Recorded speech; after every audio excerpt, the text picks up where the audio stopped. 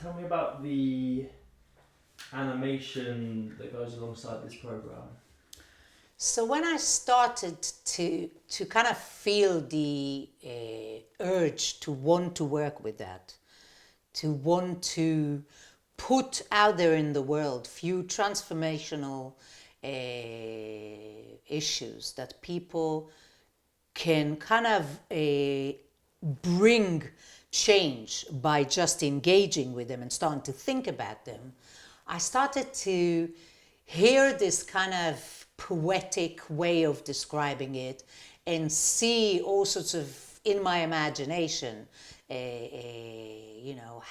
how can those feelings and this work with boundaries can be portrayed in a way that can appeal to anybody, And the first thing that came to me was animation, because there's something about animation that makes it very generic and on some level appeal to anybody that can see it, because the figures are not specific and nothing is zooming into specific too much. It's staying in a zoom out position that anybody, a child, a teenager, a foreigner, somebody that doesn't really understand, can get something out of it. And in general, really, I thought about it in a way that I want to first communicate my ideas to the unconscious of whoever wants to come and engage with it, And there was, of course, this experience when I was, in my 20s, I think. I watched an animation movie that had such an impact on my life, and it's called The Ride to the Carousel, something like that, by John Halby. I think I'm pronouncing it right. And the animation film was about Erik Erikson, 8 Stages of Life. Erik Erikson was a social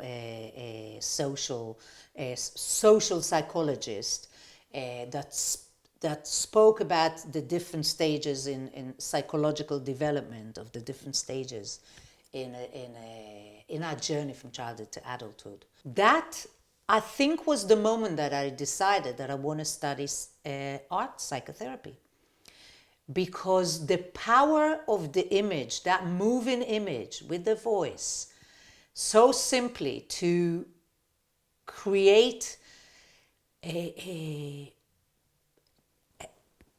an axis that I could access myself without my mind blocking it. It just reached me. It just really touched me. So I think that in that moment of seeing this, there was this power of the image to create a psychological movement in my psyche. And when I started to hear this poetic, that beginning of, when you become aware of your boundaries, that voice kind of came. I started to see the figure and how to kind of visually show that. So animation is very, very powerful because it has a simplicity to it. It has an image that is moving, and it's a 2-dimensional image that is moving. And the music that was done by an amazing musician called Ella Jinks. And the animation was done by Offer Bambino Production, which, again, it's something about a relationship that really was aligned. We were aligned with our understanding about how the image creates a psychological shift and movement.